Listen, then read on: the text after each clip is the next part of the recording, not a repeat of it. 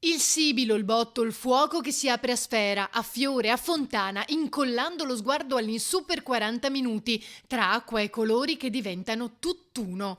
Sono oltre 6.000 i fuochi d'artificio che sabato 16 luglio illumineranno la laguna per la festa del Redentore.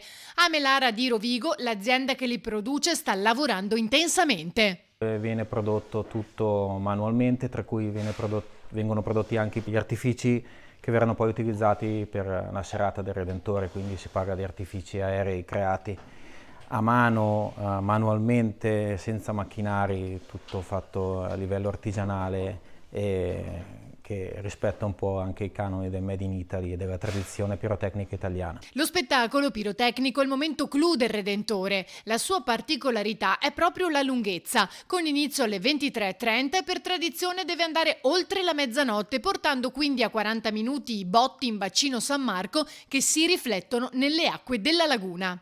Da qualche edizione che realizziamo con onore da buon veneti lo spettacolo del Redentore e ne siamo più che onorati di realizzarlo anche quest'anno. Quest'anno si giocherà un po' sul tema dei colori, ci sarà qualche accenno anche a un po' la situazione attuale. Si tratta di oltre 40 minuti di fuochi d'artificio come vuole la tradizione. Fino a metà Novecento i fuochi si svolgevano con il fronte rivolto verso il canale della Giudecca, mentre tra gli anni 50 e 60 la postazione degli artificieri fu sdoppiata e da due diverse zattere due ditte si sfidavano sparando alternativamente i fuochi.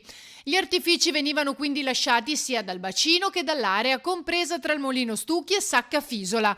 È solo alla fine degli anni 70 che i fuochi sono tornati in bacino e dal 2008 il fronte è stato ampliato fino a raggiungere i 400 metri, aumentando così il fascino dello spettacolo.